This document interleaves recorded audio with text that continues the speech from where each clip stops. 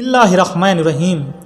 जिस दिन हज़रत उमर रजी अल्लाह ताला अन्हु ने फ़िलिस्तीन में कदम रखा, फ़िलिस्तीन व बैतुल मक़द्दिस की ज़मीन पर आज भी 30,000 से ज़्यादा नबियों की कब्रें बनी हुई है और अक्सर नबी इस ज़मीन के आसपास ही आते रहे हैं।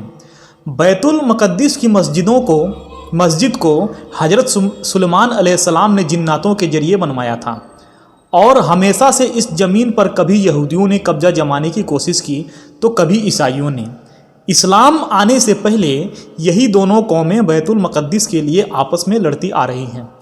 यहाँ तक कि फ़िलिस्तीन में जब कोई यहूदी बादशाह बनता तो बैतुल मक़द्दिस के आसपास बसने वालों सारे ईसाइयों को कत्ल कर देता और जब कोई ईसाई बादशाह बनता तो बैतुल मक़द्दिस के आसपास बसने वाले सभी यहूदियों को कत्ल कर देता।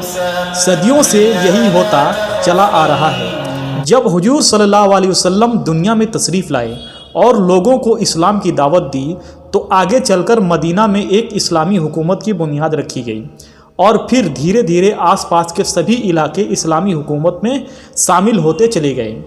यहाँ तक कि हज़रत उमर रजी अल्लाह ताला अन्हु की हुकूमत के ज़माने में बैतुल मक़द्दिस भी फ़तेह होकर मुसलमानों के हाथों में आ गया। हज़रत उमर रजी अल्लाह ताला अन्हु ने मशहूर सहाबी हज़रत अबू उबैदा बिन जर्राह को एक बड़ा लश्कर देकर मिस्र की तरफ भेजा ताकि उन इलाकों को फ़तेह करके इस्लामी हुकूमत में शामिल कर सकें। हज़रत उमर उबैदा रजी अल्लाह ताला अन्हु ने बहुत सी जंगें लड़कर मिस्र व यमन और आसपास के सभी इलाकों को फ़तह कर लिया। अब आखिर में बैतुल मक़द्दिस ही बचा था तो हज़रत अबू उबैदा रजी अल्लाह ताला अन्हु ने आकर अपनी फ़ौज के साथ फ़िलिस्तीन पर भी चढ़ाई की और उसे चारों तरफ से घेर लिया। उस वक्त बैतुल मक़द्दिस ईसाइयों के कब्ज़े में था। हज़रत उमर रजी अल्लाह ताला अन्हु के दौरे हुकूमत में उनका इतना दबदबा था कि हज़रत उमर के नाम ही से बड़े बड़े बादशाह कांपते थे, क्योंकि हज़रत उमर रजी अल्लाह ताला अन्हु ही की हुकूमत के वक्त ईरान व रोम जैसे बड़े बड़े मुल्क भी इस्लामी सरहदों में शामिल हुए। जब रोम व ईरान जैसे ताकतवर देशों के बादशाहों ने भी हज़रत उमर रजी अल्लाह अन्हु के सामने घुटने टेक दिए तो बाकी छोटे छोटे मुल्कों को भी यकीन हो गया कि अब हज़रत उमर जिधर भी अपना रुख करेंगे उस इलाके को फ़तह करना उनके लिए कोई मुश्किल नहीं। इसीलिए उस वक्त के छोटे छोटे बादशाह हज़रत उमर रजी अल्लाह ताला अन्हु के नाम ही से कांपते थे। इस्लामी हुकूमत 35 लाख मुरब्बा मील तक फैल चुकी थी कि जितने में आज 3-4 बड़े बड़े मुल्क शामिल हो सकते हैं। अब हज़रत उमर रजी अल्लाह ताला अन्हु का खौफ तो पहले से ही फ़िलिस्तीन ईसाइयों में बैठा हुआ था। तो जिस वक्त हज़रत उमर उबैदा ने जाकर बैतुल मक़द्दिस को हर तरफ से घेरा और ईसाइयों को मजबूर किया कि वो बैतुल मक़द्दिस मुसलमानों के हवाले कर दें, तो पहले तो ईसाइयों ने मुखालिफत की, लेकिन बाद में वो इस बात पर राज़ी हो गए। ईसाइयों के एक बड़े आलिम ने आकर हज़रत अबू उबैदा रजी अल्लाह ताला अन्हु से कहा कि हम सुलह करना चाहते हैं कि बैतुल मक़द्दिस की चाबियां हम तुम्हें नहीं पकड़ा सकते, क्योंकि तुम्हारे अंदर उन निशानियों में से कुछ भी नहीं कि जो हमारी किताबों में लिखी है कि एक बादशाह आकर बैतुल मक़द्दिस को हम ईसाइयों से लेगा। तो हज़रत अबू उबैदा रजी अल्लाह ताला अन्हु ने पूछा कि आखिर उस बादशाह की क्या क्या निशानियां तुम्हारी किताबों में लिखी हैं। तो उस ईसाई आलिम ने जवाब दिया कि हमारी किताबों में लिखा है कि उस बादशाह का चेहरा थोड़ा सा लंबा होगा और उसकी दाढ़ी घनी होगी, उसके बालों में कुछ सफ़ेदी होगी और वो कद व सेहत से अच्छा होगा। ये सिफतें सुनकर हज़रत अबू उबैदा रजी अल्लाह ताला अन्हु ने मुस्कुराते हुए कहा कि ए आलिम, तुम जिस इंसान की बात कर रहे हो वो हमारे आमिर हज़रत उमर बिन खत्ताब ही हैं। तो उस ईसाई आलिम ने कहा कि हम बैतुल मक़द्दिस की चाबियां खुशी खुशी देने को तैयार हैं, लेकिन हमारी शर्त ये है कि हमें ये चाबियां तुम्हारे अमीर ही के हाथों में पकड़ाएंगे, तुम्हारे हाथों में नहीं।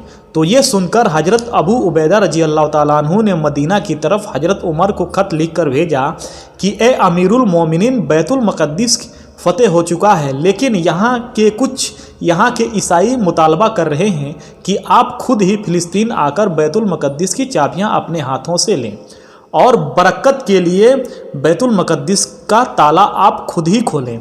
हज़रत उमर रजी अल्लाह ताला अन्हु के इंसाफ के चर्चे दूर दूर तक फैले हुए थे।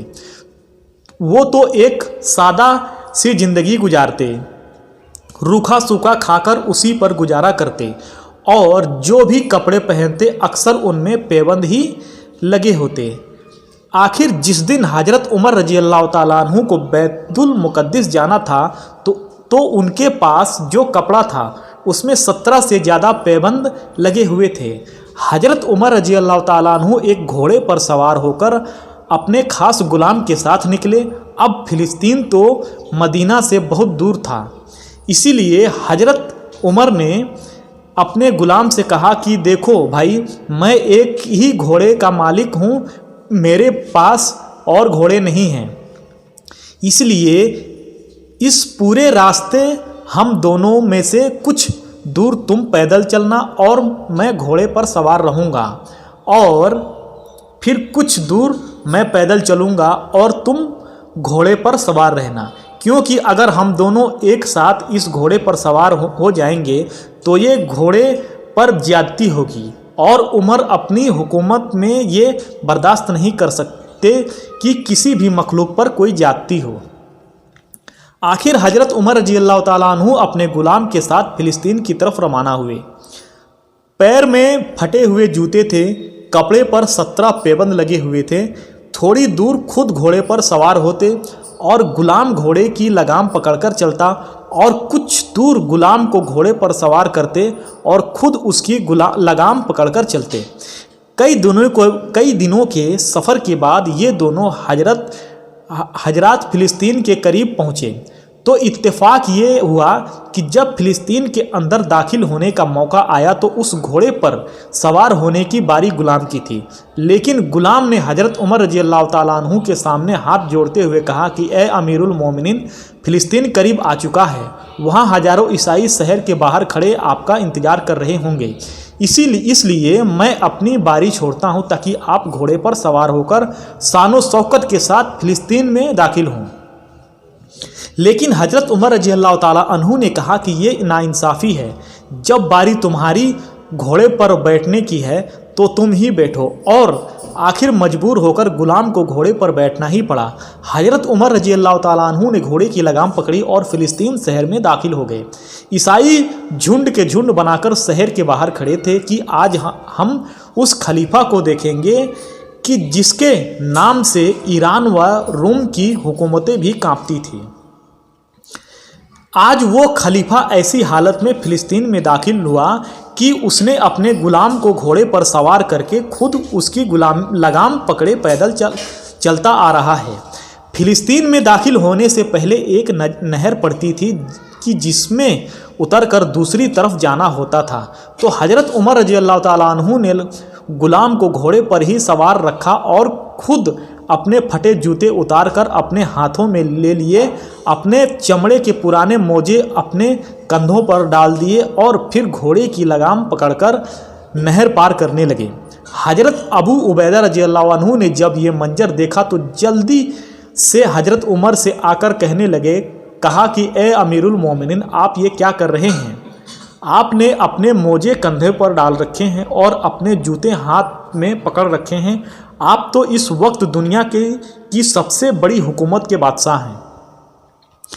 अगर आप ऐसा करेंगे तो इन ईसाइयों पर क्या असर पड़ेगा? तो हज़रत उमर रजी अल्लाह ताला अन्हु ने गुस्से में ज़मीन से कुछ कंकड़ियाँ उठाकर हज़रत अबू उबैदा पर मारी और कहा कि तुम्हें शर्म नहीं आती कि अभी हुजूर सल्लल्लाहु अलैहि वसल्लम की वफ़ात को कुछ ही दिन गुजरे हैं और तुम दुनिया के रंगीनियों में खेलने लगे हो। फिर हज़रत उमर रजी अल्लाह अन्हु ने बैतुल मुक़द्दिस में पहुँचे ईसाइयों से चाबी लेकर खुद ही मस्जिद का दरवाज़ा खोला और मेंबर पर चढ़कर ऐसा असर अंदाज खुतबा दिया कि जिसे सुनकर सभी की आंखों में आंसू भर आए। ईसाइयों के सबसे बड़े आलिम ने आकर हज़रत उमर रजी अल्लाह ताला अन्हु से कहा कि ए अमीरुल मोमिनीन, अगर आप शानो शौकत के साथ हमारे शहर में आते तो हम सिर्फ आपको चाबियां देकर अलग हट जाते, लेकिन आज आपका अपने गुलाम के साथ इंसाफ देखकर हम इतना आपसे मुतअस्सिर हुए हैं कि हम सब कलमा पढ़कर मुसलमान होते हैं। और फिर उसी वक्त फ़िलिस्तीन के सारे ईसाइयों ने इस्लाम कबूल कर लिया। अभी तक बैतुल मक़द्दिस दूसरी कौमों के हाथ में रहा था।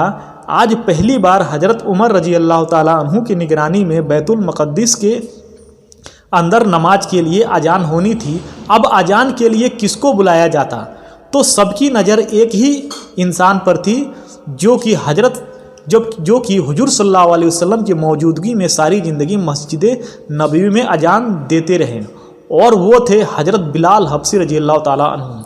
हुजूर सल्लल्लाहु अलैहि वसल्लम की वफ़ात के बाद हज़रत बिलाल रजी अल्लाह ताला अन्हु ने कसम खाई थी कि अब मैं सारी ज़िंदगी कभी अजान नहीं दूंगा, क्योंकि जब भी वो अजान देने के लिए खड़े होते तो हुजूर सल्लल्लाहु अलैहि वसल्लम को इस कदर याद करते कि उनका रो रो कर बुरा हाल हो जाता, और सहाबा इकराम भी हुजूर सल्लल्लाहु अलैहि वसल्लम की उस जुदाई को बर्दाश्त न कर पाते। लेकिन जब बैतुल मक़द्दिस फ़तेह हुआ तो हज़रत उमर रजी अल्लाह ताला अन्हु ने बिलाल हबशी को पास बुलाकर कहा, ए बिलाल, जाओ और मेंबर पर खड़े होकर रसूल के ज़माने वाली अजान दो।